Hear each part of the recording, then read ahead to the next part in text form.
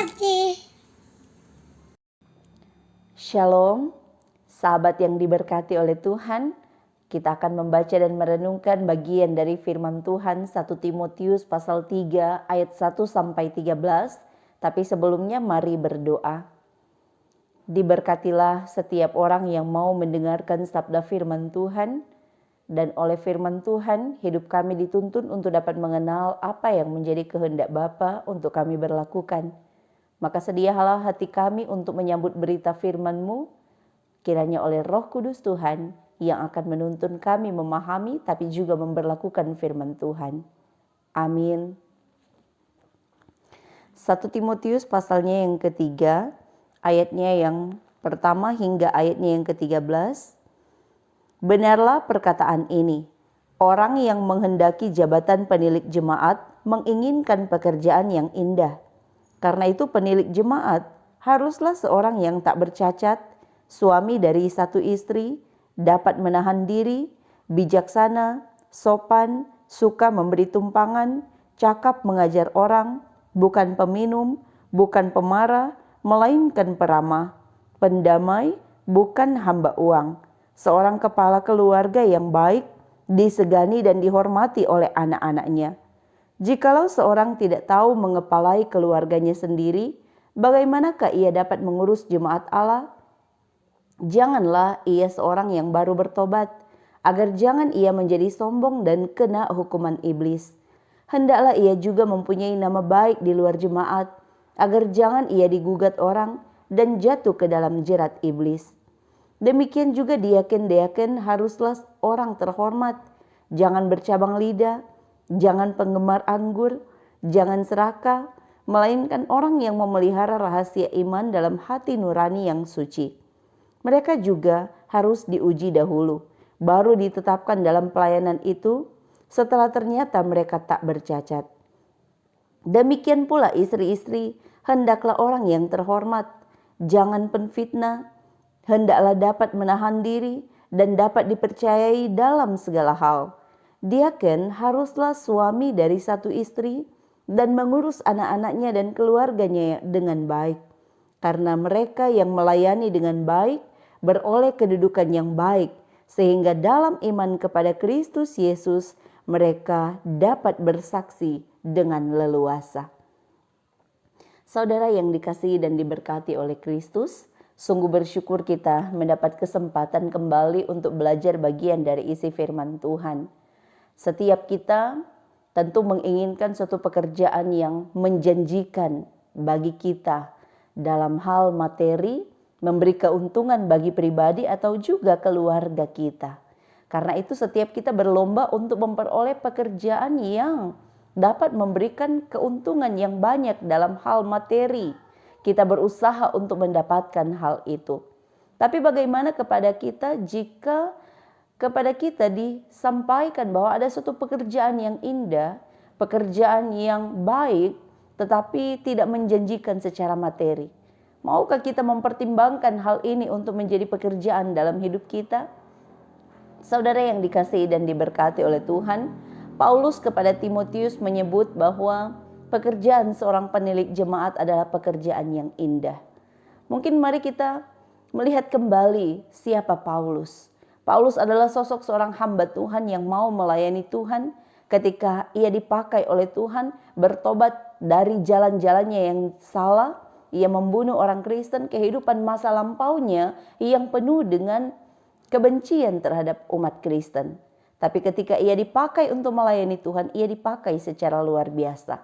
Sementara Timotius adalah seorang pemuda yang sejak kecil telah dididik oleh orang tuanya, dalam hal ini ibunya dan neneknya, tentang kehidupan yang sesuai dengan kehendak Tuhan Allah. Hidup dalam hukum Taurat, bahkan mereka juga menerima Injil. Ketika Timotius disebut oleh Paulus sebagai anaknya yang sah dalam iman, rupanya Timotius mengikuti jejak Paulus dalam pelayanan. Dalam misi pelayanan yang dikerjakan oleh Paulus ada di wilayah Makedonia dan ia mendesak supaya Timotius dapat mengunjungi jemaat yang ada di Efesus dan menggembalakan mereka. menasihati mereka supaya iman yang ada di jemaat Efesus ini tetap terpelihara dengan baik. Karena ternyata Efesus ini adalah satu kota perniagaan, kota perdagangan. Dan di pusat kota perdagangan ini terdapat begitu banyak orang yang menyembah berhala, menyembah dewa-dewi, kepercayaan mereka. Orang-orang berlomba untuk mengejar harta. Karena itu, kalau ada pekerjaan yang dikatakan tidak menjanjikan secara materi, bisa dikatakan itu dianggap sebagai satu pekerjaan yang rendahan.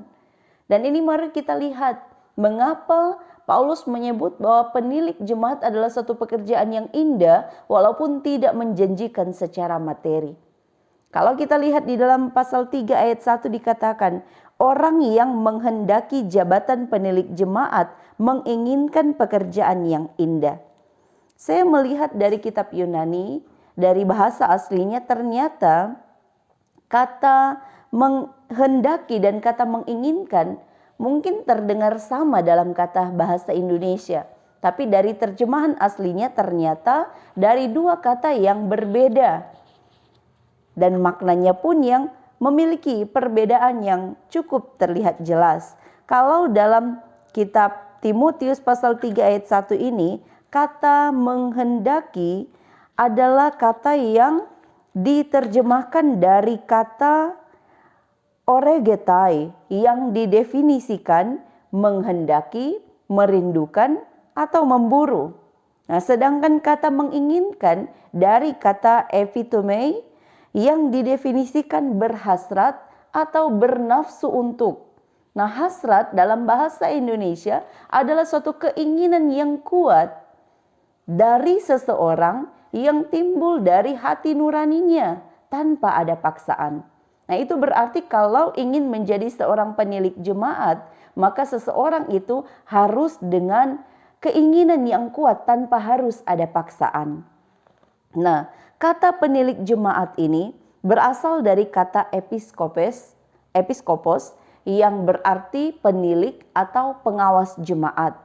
Jabatan penilik jemaat bukan berbicara tentang untung rugi dalam materi, untung rugi dalam satu lembaga, untung rugi terhadap pribadi, tetapi kata penilik jemaat ini lebih kepada membina orang yang mengarahkan jemaat untuk memelihara jemaatnya.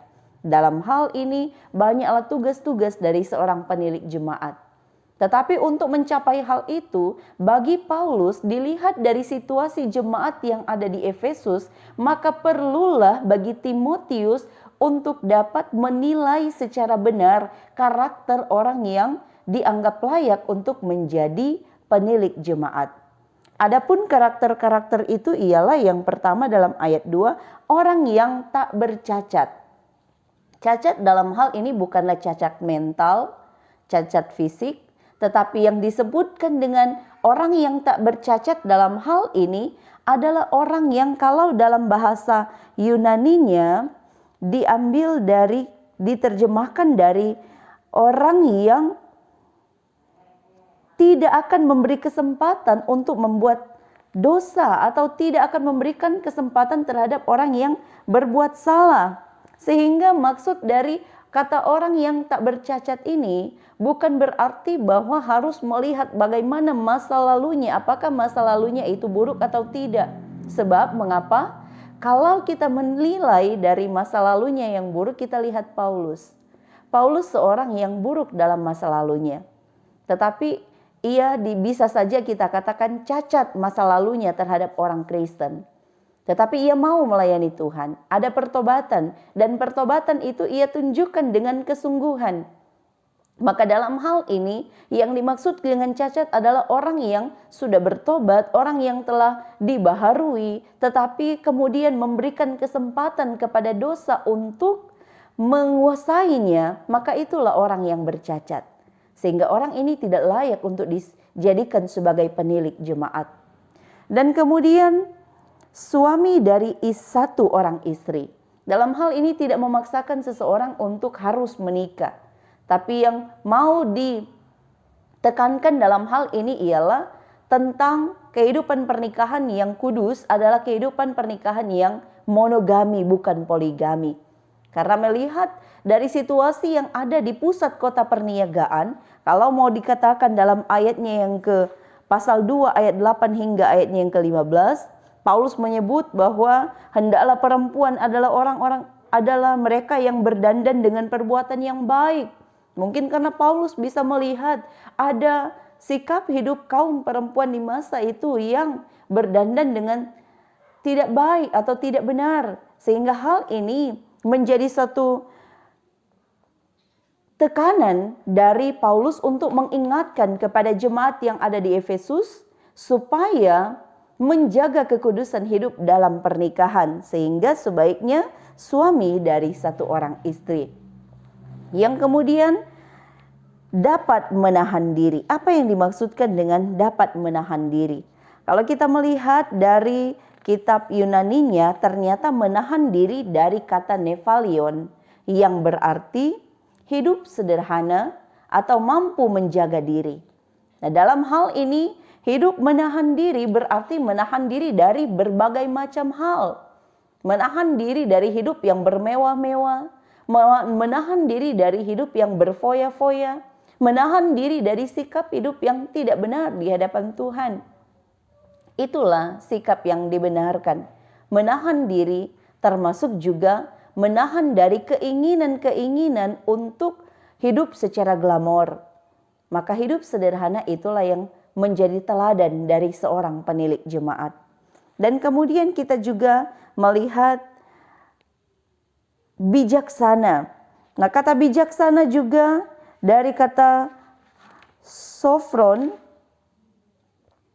yang berarti sikap yang tepat dalam menyikapi setiap keadaan dari setiap peristiwa. Kemudian kata sopan. Kata sopan merupakan sikap hormat dalam berperilaku, santun dalam bertutur kata. Bahkan kalau kita tahu tentang kata sopan santun, maka kata sopan santun ini tidak hanya berbicara tentang cara bicara atau cara bersikap, tetapi juga cara berpenampilan. Sampai pada tata busananya pun harus diperhatikan oleh seorang penilik jemaat. Hal ini menekankan benar-benar seorang penilik jemaat adalah seorang yang harus memiliki pengorbanan yang besar, baik dalam hal menahan ego sendiri ataupun juga menahan segala hal yang terlihat mungkin tidak pantas dalam hal berpakaian. Kita bisa melihat apalagi kita adalah memiliki budaya timur yang berbeda dengan budaya barat. Tentu dalam tata busana pun harus diperhatikan. Nah, selanjutnya dalam suka memberi tumpangan.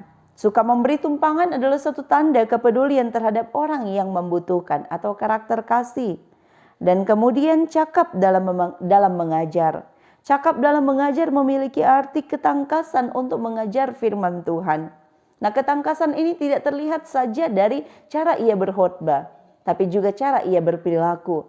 Ketika ia menyampaikan segala sesuatu, ia juga menyampaikan bukan hanya dalam suatu persekutuan, tapi menyampaikan dalam sikap hidupnya. Nah, itulah cara dalam mengajar yang mau disampaikan dalam hal ini. Nah, selanjutnya bukan peminum. Hal ini berbicara tentang akhlak seorang hamba Tuhan, moral seorang hamba Tuhan. Peminum dalam hal ini sama artinya dengan pemabuk, peminum minuman anggur. Selanjutnya bukan pemarah atau kasar, tetapi peramah. Marah dalam hal ini berarti tidak suka terhadap sesuatu hal yang ditunjukkan dari perasaan emosinya. Kalau kita pernah mengingat cerita tentang Yesus ketika melihat bait Allah dijadikan sebagai sarang penyamun, Yesus marah melihat hal itu.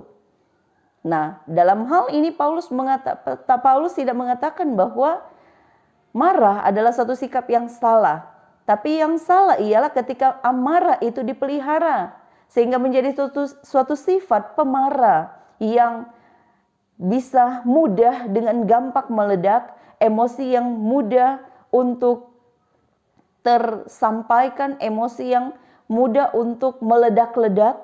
Nah, itulah yang harus dijaga supaya tidak dapat melakukan hal yang demikian. Selanjutnya, seorang penilik jemaat haruslah seorang yang pendamai dan bukan hamba uang.